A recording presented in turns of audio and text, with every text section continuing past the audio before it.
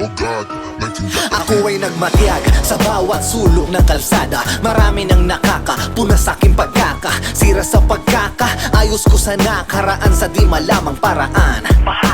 Nakayos akong anong itawag nyo sa akin, basta dito ako nakakita ng liwanag. Kinonsulta ko na to at ang resulta okay pa daw ako.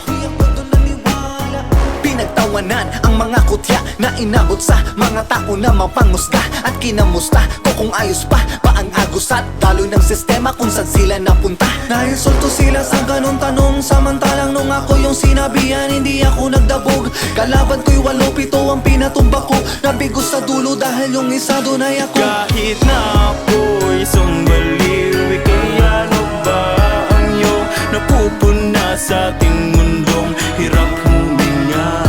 Sige nga subukan mong buksan ang iyong mga mata, nang malaman mong baliw ka rin katulad nila. Nakakulong sa silid ng madilim, pakalulungan tanong hanggang saan ba ako dadalhin? Lakad ng lakad ng paasan man matapak, para bang ako ay panauhin na di nila kayang tanggapin. Ang dami ng mga matang nakatingin pa ilalim, nag-aabang at tila merong balak na maiitim. Hinatak-hatak hanggang sa mabatak-batak sa tagpo na di wasto, kaya hindi matahak-tahak ang gusto na marating. Ngayon sino ang baliw? Yun bang may karamdaman o sa mga bisyo ay aliw? Mga tao na hangalay kapayapaan o mga tao na gusto ng pagbabago ngunit walang gustong gawin? Ano sino ang baliw? Ako ba o ikaw? Kung nagawa kong tumawid sa lubi ng pagkaligaw, dungis ng putik sa katawan ng dahilan ba't bumitaw nung makatakas din na bumalik pa sa katinoan?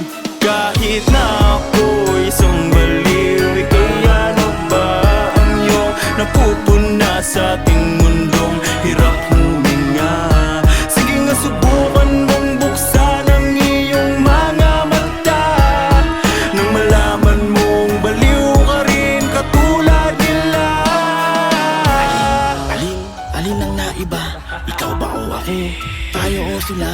Siping mabuti, sino talaga? Baka nilalaro ka lang ng iyong malikmata. Sa mundong hinahanapan ng mali yung mga tama at mas inaayunan yung akal at haka-haka, at yung kapos sa buhay na lumilimos ng simpatya at awa. Normal lang kung kuntsain sila nung nakakaginhawa. Yun ang realidad, di daw kabaliwan. Minumura ka pa talikod ng iyong kabatian. Ayaw na mag-asala ngunit ba't di matanggihan? Gabi ay pinakulong ngunit ayaw mabandian. Talaga bang madumi kung merong bahid ng mancha? Yung suot at kumakayod sa ulingan at sa grasa, at mabango ba yung uniformatong nasa opisina na ang tinatrabaho ay gawaing malalansa? Tapos nakalingid pa kung gaano kalagim ang pinagmulan na may bahid dugo pang salabing. Hawak-hawak ng nakangiti pa sa iyong salarin habang ika'y nakatitig sa harapan. Kahit na